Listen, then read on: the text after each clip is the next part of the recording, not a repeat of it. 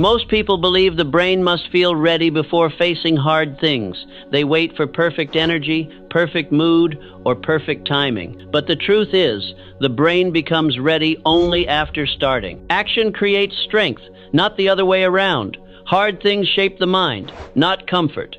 I have learned that real growth begins not when life feels easy, but when the mind is pushed to do what feels hard. When the choice is made to act without comfort, without excuses, without waiting for motivation, the brain adapts, strength develops, and lasting success is built. 1. The mind that retreats from difficulty. Your brain was designed for one purpose above all others: survival. Not excellence, not greatness, not the fulfillment of your potential. Survival. And survival, in its most primitive form, means avoiding pain, seeking pleasure, and conserving energy at all costs. This is why you find yourself backing away from difficult tasks. This is why your mind creates elaborate justifications for why you should wait until tomorrow, next week, next month. This is why you feel that familiar weight of dread when faced with something that demands real effort. But here lies the great deception. Your brain's survival instincts, once necessary for avoiding predators and finding food, now work against you in a world where your greatest threats are not physical dangers, but the soft, insidious comfort of mediocrity. Consider this truth. Every person who has ever achieved anything of significance has had to override this basic programming. They have had to force their brain to do what it naturally resists. They have had to become the master of their own mind rather than its servant. The brain that seeks comfort will never build anything worth building. The mind that avoids strain will never develop strength. The person who honors every feeling of resistance will remain exactly where they are, watching life pass by while others claim the rewards that come only through deliberate difficulty. You must understand this fundamental reality. Your brain will lie to you. It will tell you that you are too tired, too busy, too unprepared. It will manufacture reasons why today is not the right day, why this is not the right moment. It will present you with 1,000 small emergencies that seem more urgent than the important work you know you must do. This is not a flaw in your design. This is your design working exactly as intended. Your ancestors who conserved energy and avoided unnecessary risks were the ones who survived to pass on their genes. You carry within you the nervous system of a creature designed to do just enough to survive, nothing more. But you are no longer that creature. You live in a world where the greatest rewards go not to those who merely survive, but to those who learn to thrive through voluntary difficulty. You must reprogram what your brain considers dangerous. You must teach it that the real danger lies not in effort, but in the slow death of unrealized potential. 2. The architecture of mental resistance. Understanding your enemy is the first step toward defeating it. Mental resistance operates through predictable patterns, and once you recognize these patterns, you begin to see them not as insurmountable obstacles, but as mechanical responses that can be overcome. The first pattern is the magnification of difficulty. Your brain takes any challenging task and inflates its complexity, its duration, its potential for failure. A project that might take 2 hours becomes, in your mind, an overwhelming mountain of work. A conversation you need to have becomes an inevitable catastrophe. A skill you need to develop becomes an impossible challenge, requiring talents you do not possess. This magnification serves a purpose. It makes avoidance seem reasonable. If the task is truly as difficult as your mind makes it appear, then of course you should wait until you are better prepared, more motivated, more capable. The resistance wins by making the difficult seem impossible. The second pattern is the minimization of consequences. While your brain inflates the difficulty of action, it simultaneously shrinks the cost of inaction. One more day of delay seems harmless. One more week of preparation seems wise. One more month of waiting for the right conditions seems prudent. Your brain cannot see the compound effect of these small delays. It cannot calculate the true cost of momentum lost, of skills not developed, of opportunities that pass by while you wait for perfect conditions that will never come. It sees only the immediate relief of not having to face discomfort today. The third pattern is the offering of alternatives. Your brain, clever as it is, rarely suggests doing nothing. Instead, it offers you other tasks, easier tasks, tasks that feel productive but require no real effort or growth. You will find yourself compelled to organize your workspace, to research more about the topic, to have conversations about what you plan to do rather than doing it. These alternative activities serve a dual purpose. They provide the illusion of progress while ensuring that the difficult work remains undone. You can spend entire days being busy while accomplishing nothing of real importance. The fourth pattern is emotional reasoning. Your brain will generate feelings, anxiety, overwhelm, inadequacy, and then present these feelings as evidence of objective reality.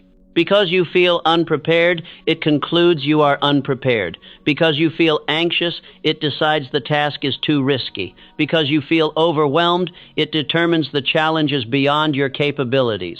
But feelings are not facts. They are simply chemical reactions designed to influence your behavior. They carry no more objective truth about your capabilities than the weather carries about your character. Yet your brain treats them as infallible guides, allowing momentary emotions to override long-term commitments and rational decisions. 3. The discipline of immediate action. The space between thought and action is where dreams go to die. In that pause, that moment of hesitation, resistance plants its seeds and grows into paralysis. The master of mental discipline understands this and eliminates the space entirely. When you recognize what must be done, you must move immediately. Not after you feel ready, not after you have prepared more thoroughly, not after the conditions become more favorable.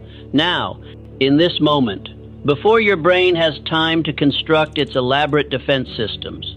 This is not about being reckless or unprepared.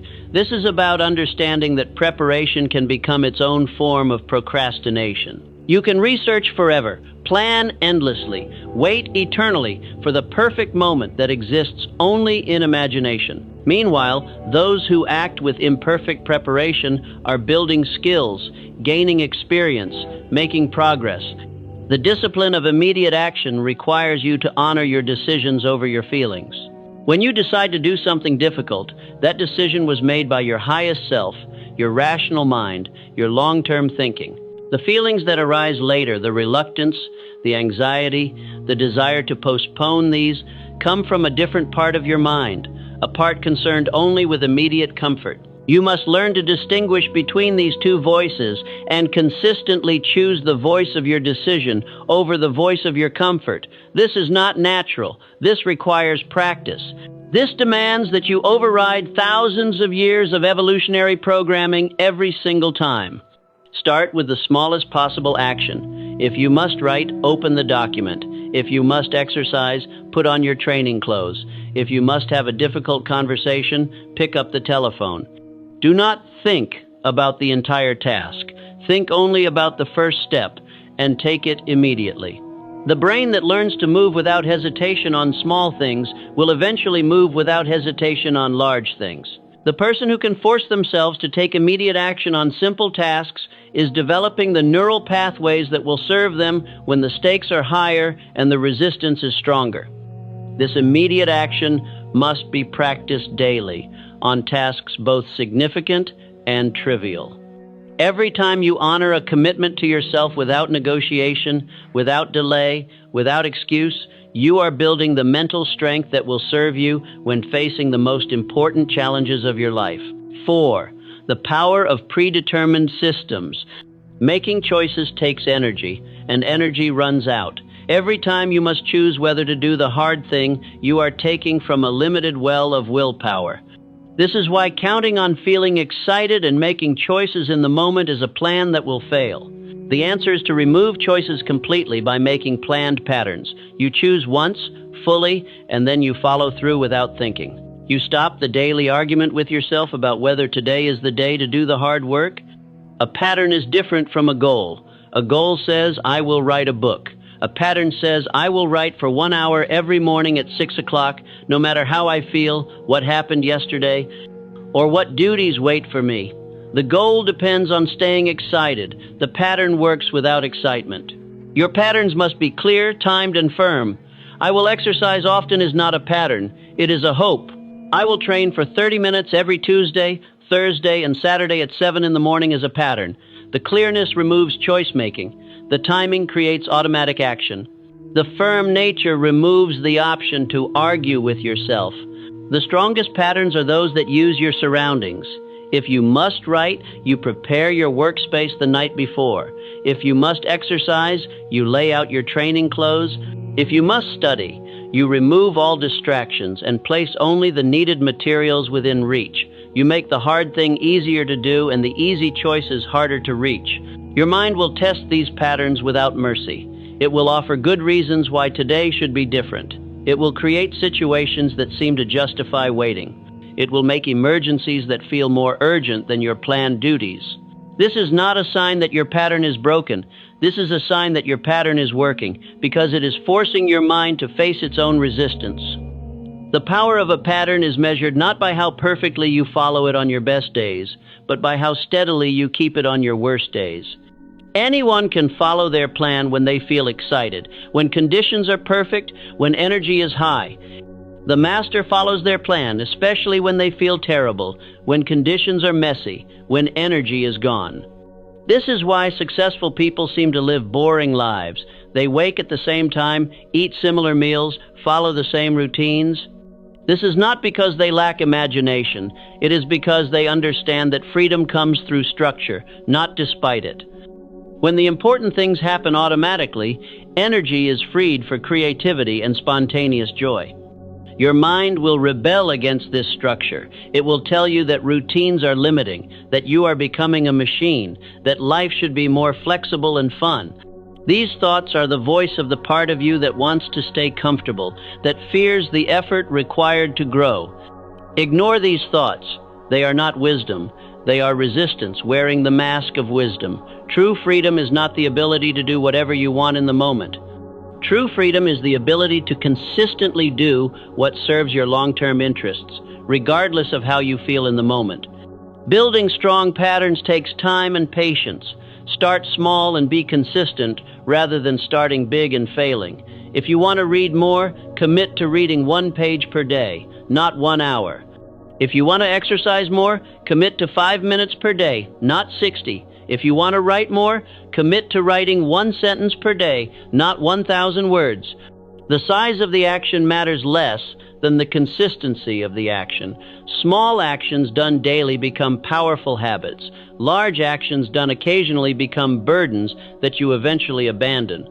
Your environment will either support or sabotage your patterns. Design your surroundings to make good choices easier and bad choices harder. If you want to eat better, fill your kitchen with healthy food and remove the unhealthy options. If you want to read more, place books where you can see them and put distracting items out of sight. Remember that every pattern you build makes the next pattern easier to build. Each time you prove to yourself that you can stick to a commitment, you increase your confidence in your ability to stick to future commitments. Each time you choose discipline over comfort, you strengthen the part of yourself that chooses discipline. The person you become through following good patterns is more valuable than any single achievement the patterns might create. The discipline required to write every day is more precious than any book you might write. The strength required to exercise consistently is more valuable than any physical fitness you might achieve. The focus required to study regularly is more important than any knowledge you might gain. Patterns are not prisons. They are the foundation of freedom. They free you from the tyranny of mood, from the exhaustion of constant choice-making, from the disappointment of broken promises to yourself. They transform you from someone who wants to change into someone who actually changes. Start today. Choose one important area of your life. Create one simple, clear, timed pattern. Follow it regardless of how you feel. Watch as this single pattern begins to change not just what you do, but who you are. 5. The training of discomfort tolerance. Ease is the enemy of improvement, yet your whole body is built to seek ease and run from hardship. This creates a basic problem. Everything worth gaining requires you to become at peace with being uneasy. Most people treat hardship as a sign to quit. They feel the mental tiredness of hard work and think this means they are doing something wrong. They feel the body pain of effort and decide they are pushing too much. They meet emotional trouble and think they are not made for such tests. This thinking is wrong. Hardship is not a warning. It is a growing sign. It shows that you are working beyond your present ability, which is the only way ability grows. The muscle that never feels strain never grows stronger. The mind that never meets trouble never builds toughness. You must train your hardship acceptance on purpose and step by step. This means often putting yourself in places that feel hard, uneasy, or testing, not because you like these feelings, but because you know their worth in building mental strength. Begin with small hardships and build carefully. Take cold baths when you want warm ones. Sit quietly when your mind wants to wander. Move your body when it wants to rest. Have hard talks when your feelings want to avoid fights. Each of these times teaches your body to stay calm and working when hardship is present. The important thing is to keep choice and control during these times. You are not putting yourself through random pain. You are choosing hard times on purpose for growing. This difference matters greatly. Chosen hardship builds strength. Forced pain often builds only anger. As your acceptance grows, you begin to gain what can only be called peace with hardship. You learn that the feelings you once feared and avoided are just short times that cannot really hurt you. You find that you are much tougher than you thought, much more able to bear trouble than your ease-seeking mind made you believe. This acceptance becomes your winning edge. While others run from tests that feel uneasy, you move toward them. While others need perfect conditions to do well, you do well no matter what conditions exist. While others need to feel ready before they move, you move your way into being ready. The person who can stay calm in hardship has power that goes beyond skill or talent. They can keep working when others stop. They can think clearly when others panic. They can find chances where others see only barriers. This is not about being tough for the sake of being tough. This is about knowing that every meaningful goal lies on the other side of hardship. The business you want to start will require months of worry and doubt. The relationship you want to build will demand hard talks and hurt feelings. The body you want to have will ask for sweat and tiredness. The mind you want to develop will need focus when distraction calls.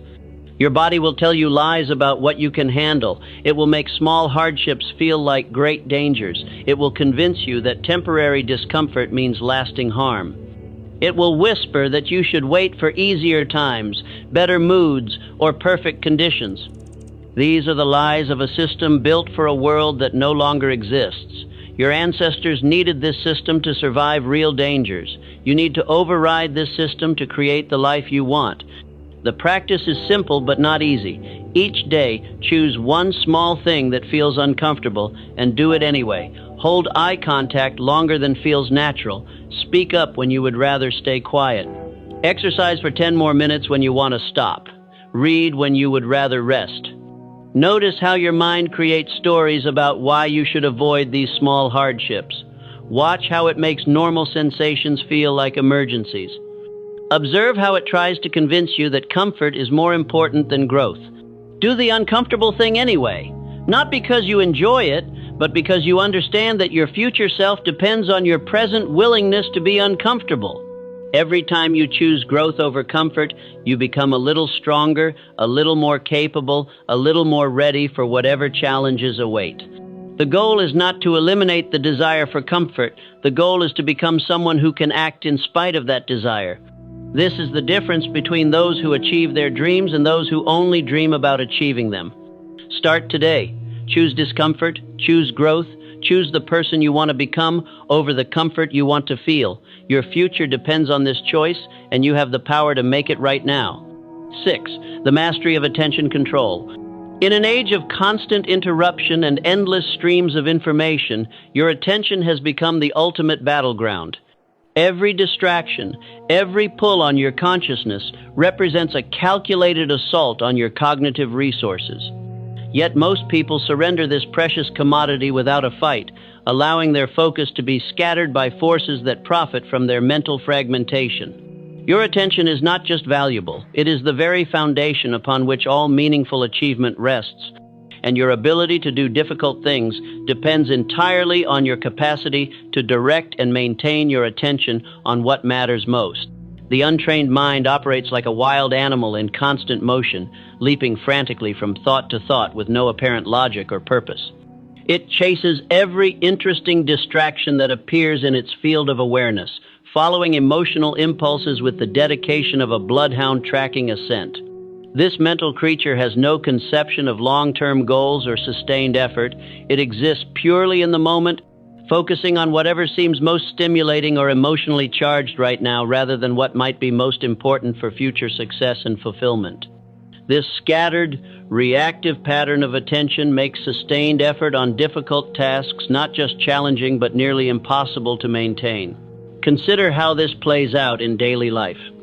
You sit down to work on something important, perhaps a complex project, a creative endeavor, or deep learning, and within minutes your mind has wandered to check correspondence, review unfinished business, or pursue some other seemingly urgent matter.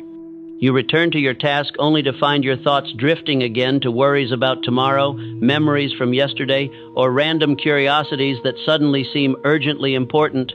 Each time your attention fragments, you lose not only the immediate moments of focus, but also the deeper state of cognitive engagement that allows for truly productive work. The solution lies not in attempting to eliminate all distractions and impossible tasks in our interconnected world, but in developing the fundamental skill of attention control. This means cultivating the ability to notice when your attention has wandered from your chosen focus and consistently bringing it back to where you want it to be. Think of it as developing mental discipline in the same way you might develop physical strength through progressive training. Just as you cannot expect to lift heavy weights without building up your muscles over time, you cannot expect to maintain focus on difficult tasks without systematically training your attention. True attention control begins with learning to work in blocks of completely undivided focus. Start by choosing a specific duration for your focused work, perhaps 20 minutes if you are just beginning, and make an unwavering commitment to maintaining complete attention on a single task for that entire period. When your mind inevitably wanders to other thoughts, notice this wandering without judgment or self-criticism, and gently but firmly return your attention to your chosen task. When you feel the familiar urge to attend to other business, check on various concerns, or pursue some other seemingly pressing matter, acknowledge that urge as a natural part of the process and continue with your chosen work without giving in to the impulse. This practice will feel profoundly difficult at first because your brain has become thoroughly accustomed to constant stimulation and frequent task switching. Contemporary life has trained your neural pathways to expect immediate gratification of every curiosity and instant relief from any moment of boredom, difficulty, or discomfort.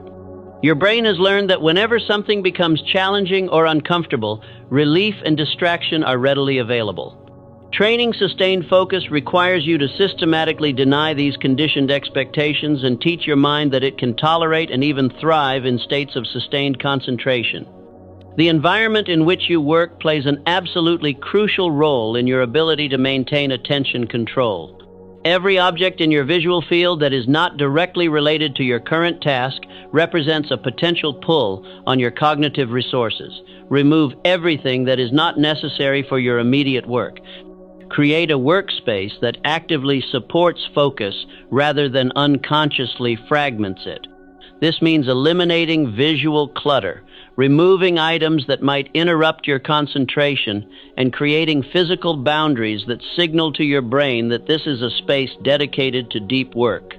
Understand that every additional item within reach, every unrelated object in your peripheral vision, every potential source of distraction in your environment makes sustained attention exponentially more difficult to maintain.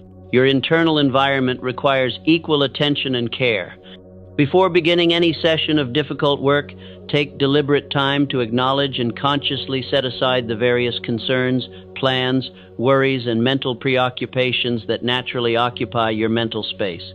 You cannot eliminate these thoughts entirely. They are a natural part of being human, but you can make a conscious choice not to engage with them during your dedicated work periods. Think of this as clearing your mental workspace in the same way you might clear your physical desk before beginning an important project. The practice of sustained attention reveals itself most clearly when applied to intellectual pursuits that demand deep engagement.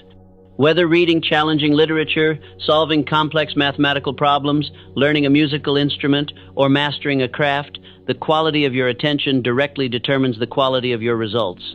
A mind that can maintain steady focus for extended periods can penetrate depths of understanding that remain forever closed to scattered attention. As your attention control strengthens through consistent practice, you will begin to notice a remarkable transformation in your relationship with difficult tasks.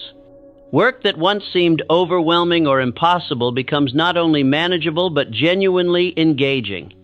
This happens not because the tasks themselves have somehow become easier, but because you can now bring dramatically more concentrated mental energy to bear on whatever challenges you face. Problems that once scattered your thinking across multiple directions can now receive the full force of your focused attention, allowing you to penetrate their complexity and find solutions that were previously invisible to your distracted mind. The cultivation of attention control is perhaps the most important skill you can develop in our age of infinite distraction. It is the foundation upon which all other achievements rest, the prerequisite for any form of mastery, and the gateway to both productivity and deep satisfaction in your work and life. Every moment spent training your attention is an investment in your capacity to accomplish meaningful things and to experience the profound satisfaction that comes from sustained engagement with worthy challenges. 7. The elimination of escape routes. The human intellect possesses remarkable ingenuity in manufacturing compelling reasons to avoid challenging endeavors. It operates as a skilled advocate, presenting seemingly rational arguments for postponement that appear entirely reasonable in the moment. The study suddenly requires reorganization before meaningful work can commence.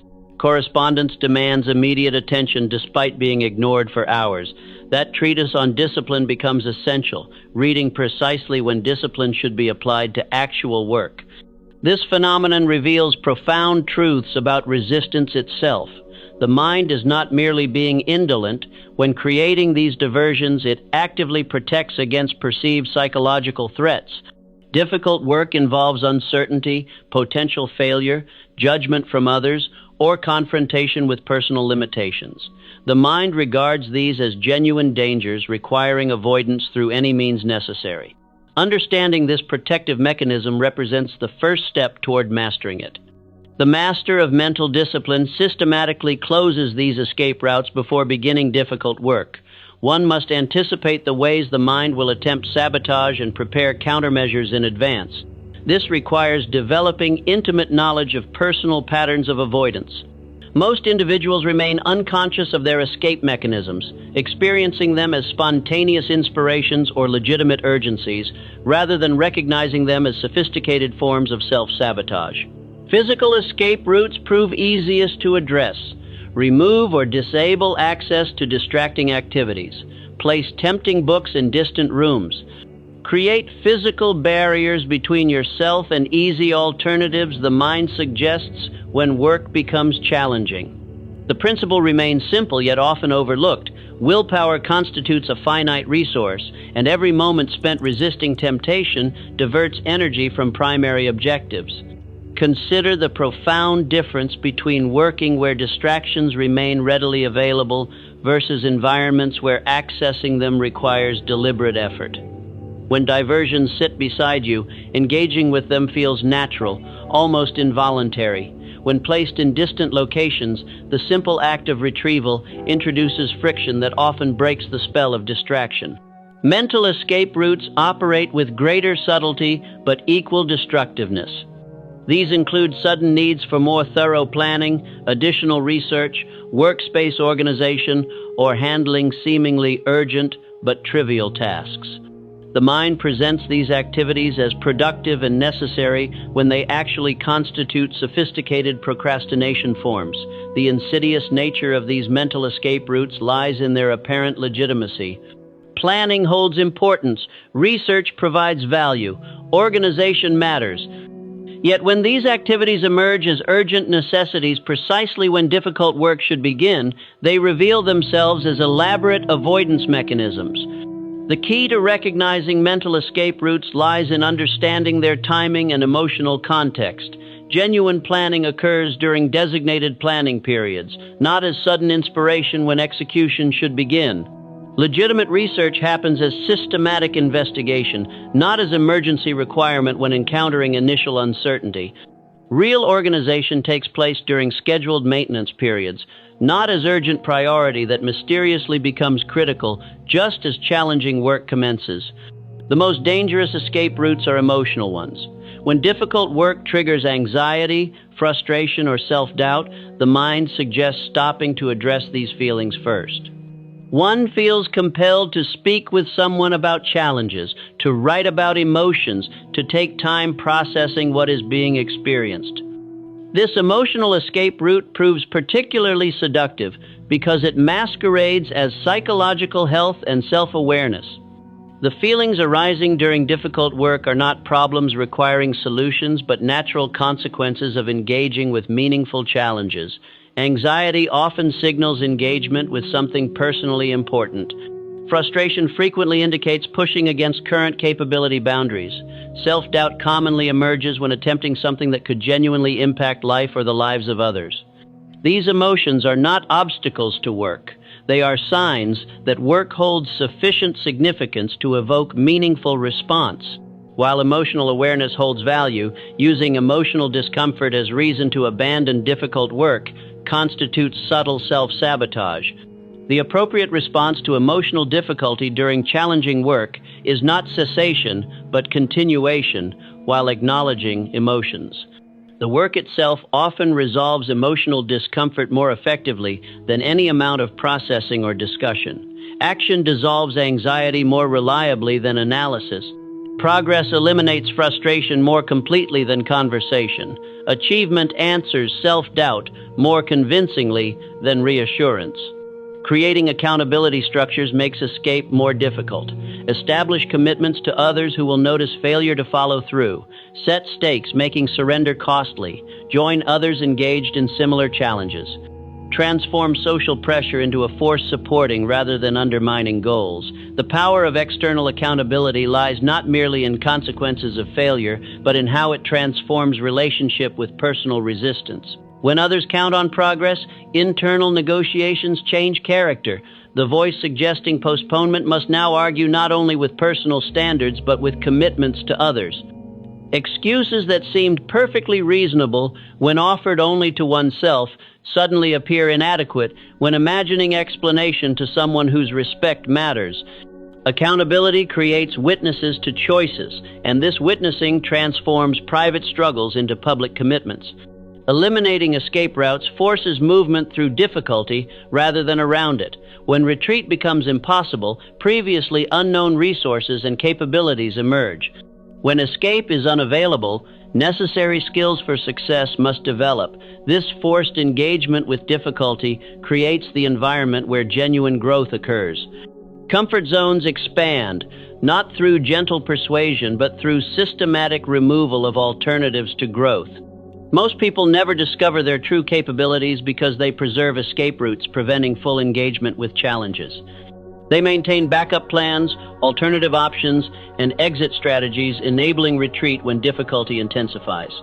While prudent in certain contexts, this approach prevents complete commitment that difficult work often requires. When knowledge of possible surrender exists, part of the mind perpetually evaluates whether retreat might prove superior. When escape becomes impossible, all mental resources focus on discovering paths to success. 8. The cultivation of process focus.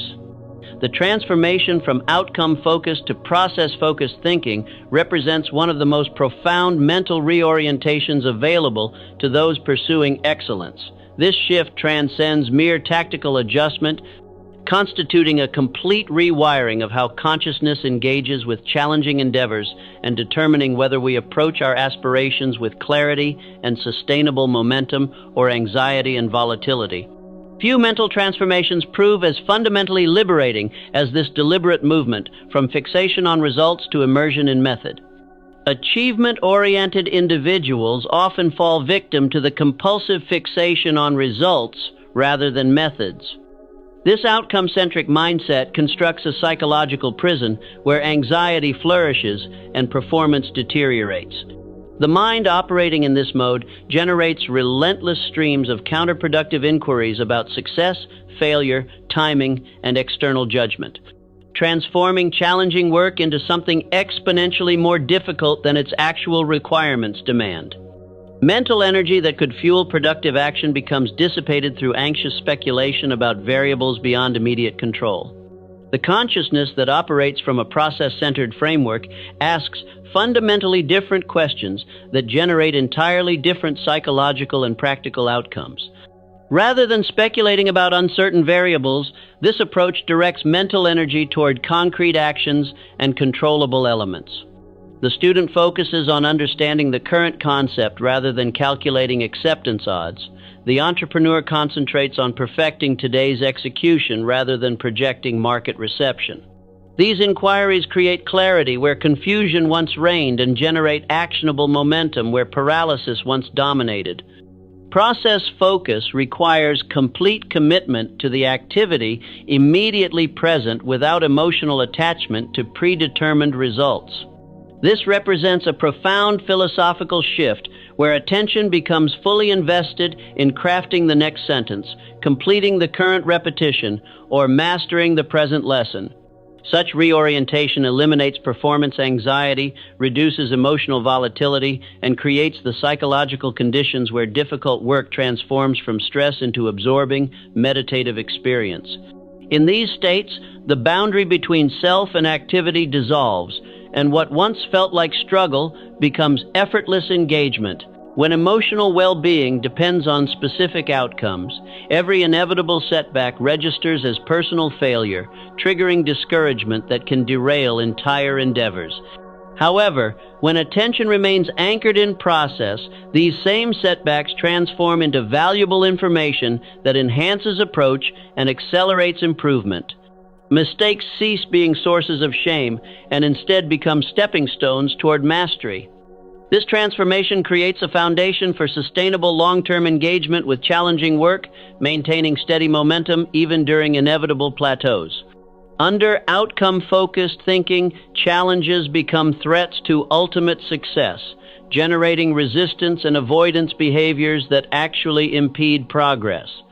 Under process-focused thinking, these same challenges become interesting problems to solve, opportunities to develop resilience and skill.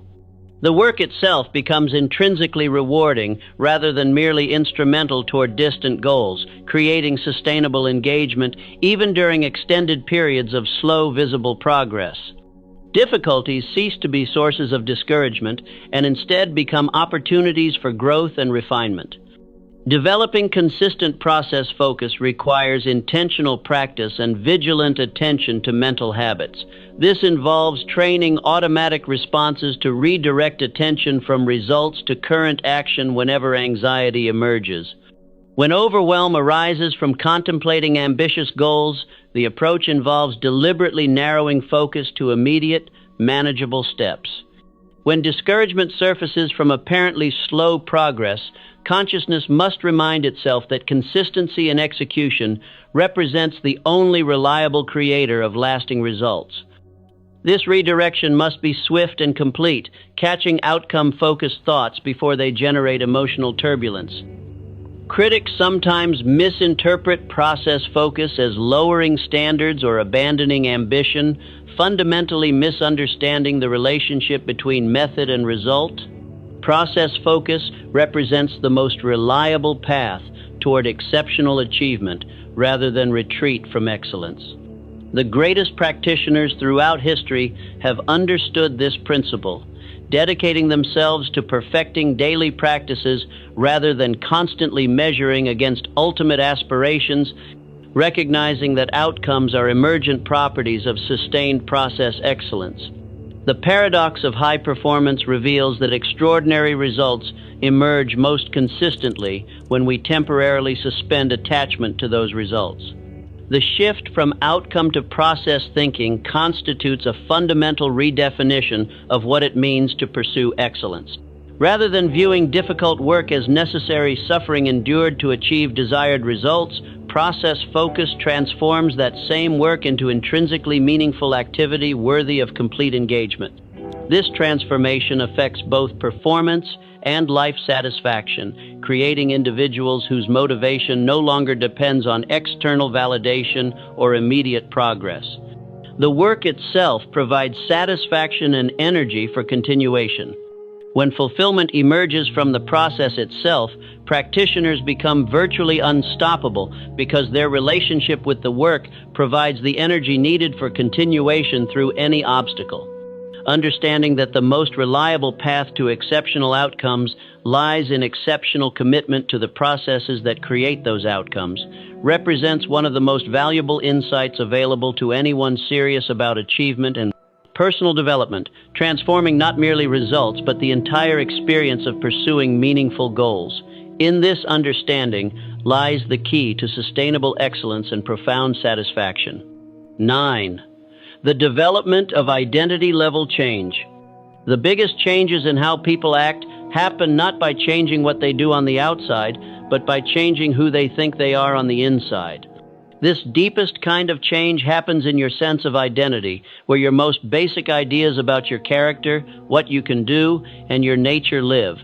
Understanding this idea represents a complete shift from old ways of improving yourself that focus mainly on changing outside behaviors without dealing with the inner story that drives them. Most people trying to create change in their lives face a basic problem that ruins their efforts before they even start. They try to force themselves into behaviors that need discipline, courage, staying power, or strength, while at the same time keeping an identity that sees itself as lazy, fearful, inconsistent, or weak. This inner fight creates a mental tension that makes lasting change nearly impossible. When someone believes deep down that they are undisciplined, every attempt to act with discipline feels like swimming against a strong current. They may succeed for a while through pure willpower, but eventually their actions will drift back toward matching their self-image, because our behaviors naturally match our beliefs about who we are. The life-changing insight that changes everything is recognizing that identity is not a fixed, unchangeable trait determined by your genes, past experiences, or current situation. Your identity is not carved in stone by your history of failures, your natural tendencies toward certain behaviors, or the situation you currently find yourself in. Instead, your identity exists as a moving, changeable story that you continuously tell yourself about who you are. This story, regardless of how long you have believed it or how deeply rooted it feels, can be completely rewritten through the powerful method of consistent action that goes against your existing story. Every single time you choose to do difficult behavior that goes against your current self-image, you are essentially casting a vote in an ongoing election for who you will become. This comparison to voting is particularly powerful because it captures both the individual importance of each action and the building effect of repeated choices over time. When you force yourself to wake up early, despite every part of your being wanting to stay in bed, you are voting for an identity that values discipline over immediate comfort. When you put on your shoes and exercise despite feeling tired, unmotivated, or short on time, you are casting a ballot for someone who puts long-term health and energy over momentary ease. When you sit down to work on important projects despite feeling uninspired, distracted, or overwhelmed, you are voting for an identity that honors commitments and responsibilities, regardless of changing emotions or circumstances. The power of this voting system lies not in any single dramatic act, but in the building up of small, consistent actions that gradually tip the scales of your self-perception. You cannot expect to transform your entire self-image through one heroic act or a week of intense effort. Identity change works more like compound interest than like winning a lottery, building momentum slowly but steadily through repeated deposits of evidence that support your emerging sense of self. The practical use of identity-based change begins with a clear, specific definition of the type of person you want to become. This requires shifting focus from outside achievements to inner character traits. Instead of asking what you want to accomplish, ask who you want to be. The difference is crucial because achievements are temporary and external, while identity is permanent and internal. Do you want to become someone who consistently follows through on commitments, regardless of how difficult or inconvenient they become? Do you want to be the type of person who faces challenges directly rather than avoiding them? Do you want to embody someone who maintains calm and clarity under pressure? Do you want to be someone who approaches life with curiosity and continuously seeks to learn and grow? Once you have clearly stated the identity you wish to develop, the next step involves identifying specific, small, daily actions that such a person would naturally take. This is where the abstract concept of identity meets the concrete reality of behavior. A disciplined person would wake up at a consistent time every day, not just when they feel like it or when circumstances are convenient. A committed person would work on their most important project first each morning when their mental energy is fresh, rather than putting it off until later when motivation might fade. A resilient person would exercise regularly, regardless of how they feel, weather conditions, or competing priorities, because physical strength supports mental toughness. These actions must be deliberately designed to be small enough that you can perform them consistently, even on your most challenging days. The temptation is to set ambitious goals that would impress others or provide immediate satisfaction, but this approach often fails because it cannot be sustained during difficult periods. The true goal is not to impress anyone with the size of your efforts, but rather to systematically reinforce your new identity through repeated evidence that contradicts your old story about yourself. Each small action serves as proof that you are capable of being the person you want to become. As you begin to build up substantial evidence of your new identity through consistent small actions, something remarkable and almost magical happens in your mental landscape. Difficult actions that once required enormous willpower and internal struggle begin to feel easier and more natural because they align with your evolving sense of who you are.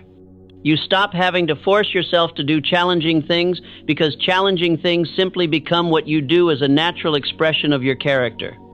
They transform from violations of your nature into authentic expressions of your identity.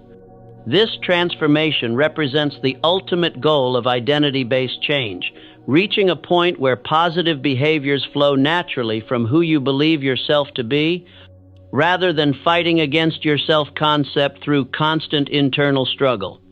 This approach to change is both more sustainable and more profound than traditional behavior modification techniques because it addresses the root cause rather than just the symptoms.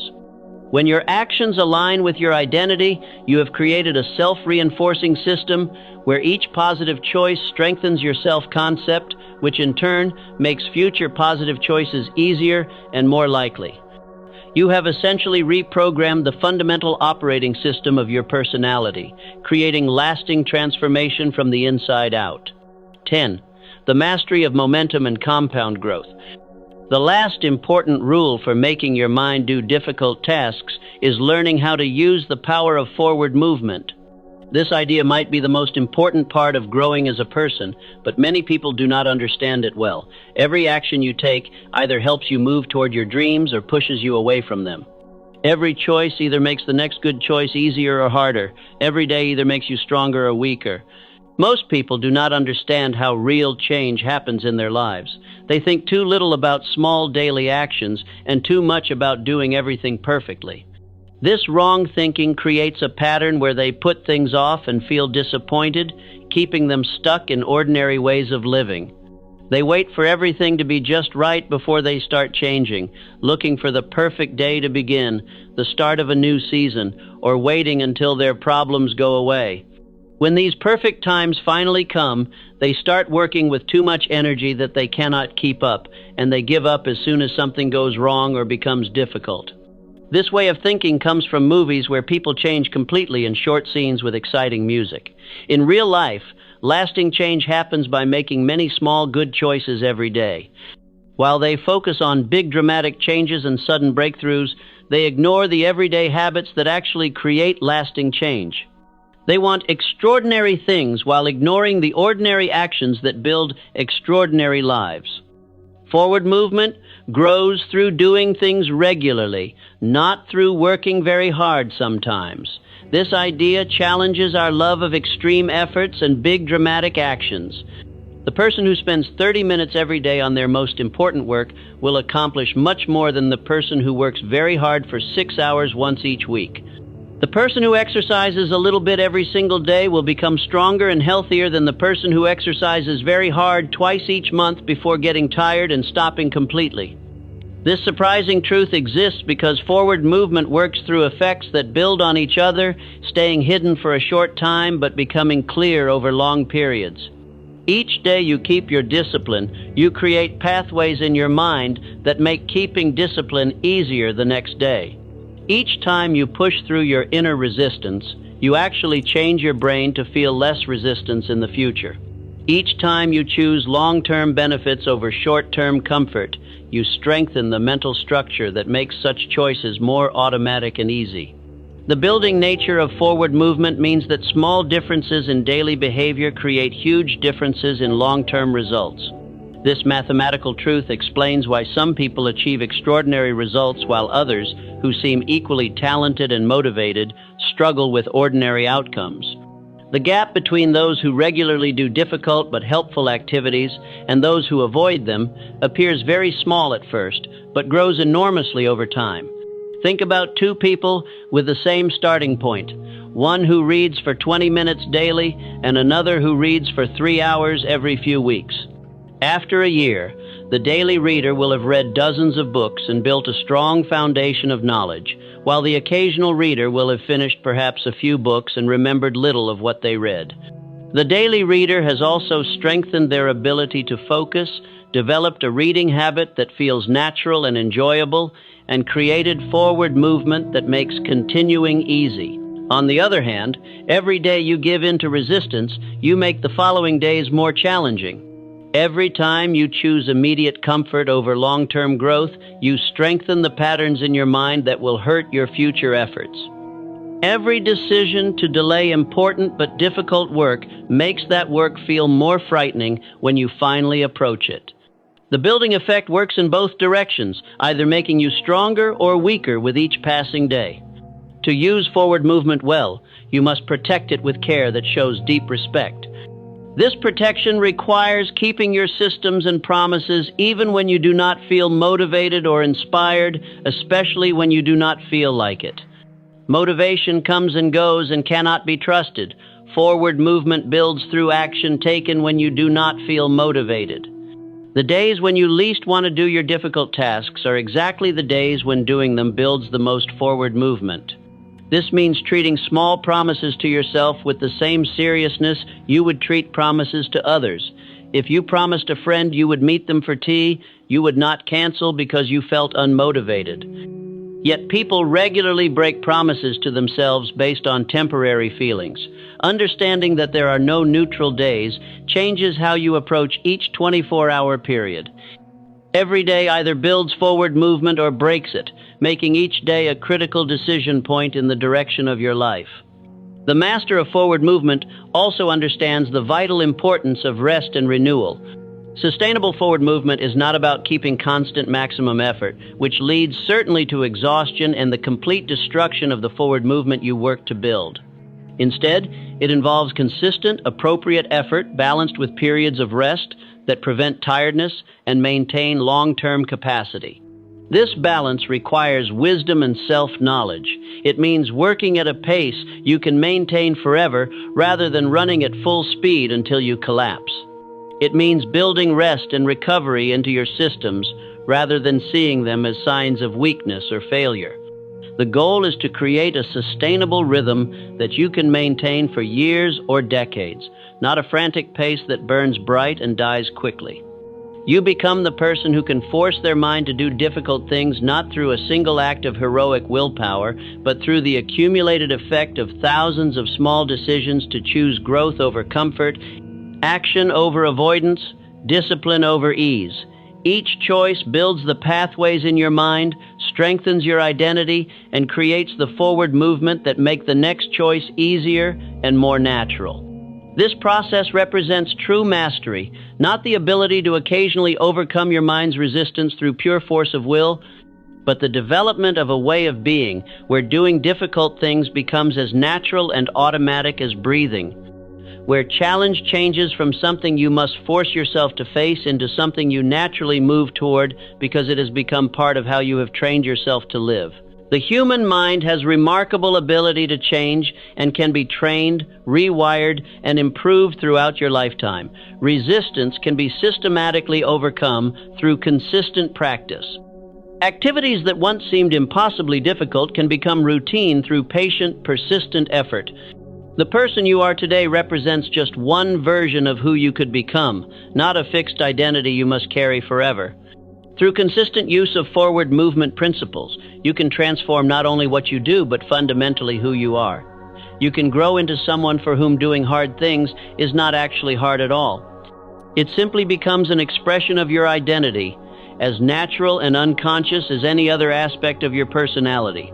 This transformation represents the ultimate victory, converting what was once your greatest weakness into your greatest strength, and discovering that the person capable of extraordinary things was inside you all along, waiting to be developed through the power of forward movement.